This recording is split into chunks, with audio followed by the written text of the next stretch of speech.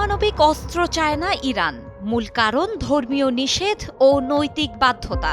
২০০৩ সালে ইরানের সর্বোচ্চ নেতা আয়াতুল্লাহ আলী খামেনি একটি ঐতিহাসিক ফতোয়া জারি করেন, যেখানে পারমাণবিক অস্ত্র তৈরি, মজুদ বা ব্যবহারকে হারাম বা ইসলামী আইনে নিষিদ্ধ ঘোষণা করা হয়। কেননা ইসলামী যুদ্ধনীতিতে নিরীহ বেসামরিক নাগরিকদের হত্যা নিষিদ্ধ।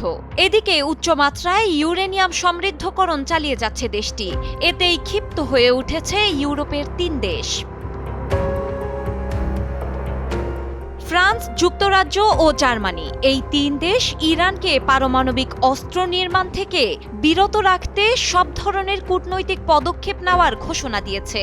দেশগুলো সতর্ক করেছে, যদি ইরান এই মাসের মধ্যে আলোচনা টেবিলে ফিরে না আসে, তাহলে দেশটির বিরুদ্ধে পুনর্বহাল করা হবে নিষেধাজ্ঞা।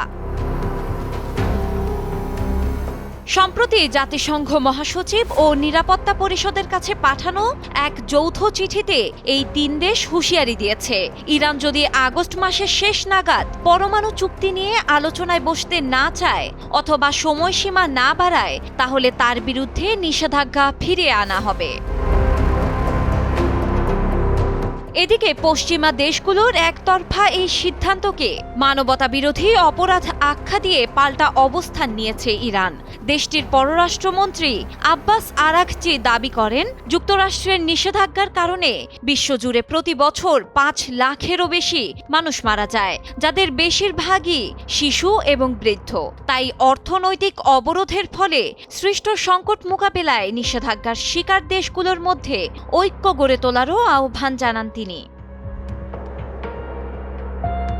গত কয়েক দশক ধরে মার্কিন ও ইউরোপীয় নিষেধাজ্ঞার মুখেও ইরান তার শান্তিপূর্ণ পারমাণবিক কর্মসূচি চালিয়ে গেছে।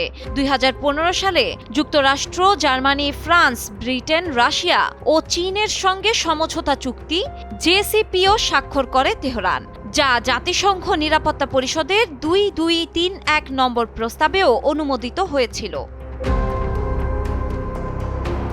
কিন্তু ২০১৮ সালে যুক্তরাষ্ট্র একতরফাভাবে এই চুক্তি থেকে সরে গিয়ে পুনরায় নিষেধাজ্ঞা আরোপ করলে অনিশ্চিত হয়ে পড়ে চুক্তির ভবিষ্যৎ। পশ্চিমা নিষেধাজ্ঞা ইরানের অগ্রগতিতে কিছুটা বাধা সৃষ্টি করলেও তেহরান দাবি করে এটি তাদেরকে প্রযুক্তিগত ও বৈজ্ঞানিক ক্ষেত্রে আরও স্বনির্ভর হতে বাধ্য করেছে। এখন প্রশ্ন, এত কিছুর পরও ইরান কেন উচ্চমাত্রায় ইউরেনিয়াম সমৃদ্ধ করছে? তেহরানের কৌশল পারমাণবিক সক্ষমতা অর্জন, অস্ত্র না বানিয়ে প্রযুক্তিগত সক্ষমতা রাখা। ইরান জানে পারমাণবিক বোমা কেবল নৈতিকভাবে নয়, কৌশলগতভাবেও আত্মঘাতী, তাই তারা বেছে নিয়েছে নীতির পথ। ডেস্ক রিপোর্ট, সময়ের আলো।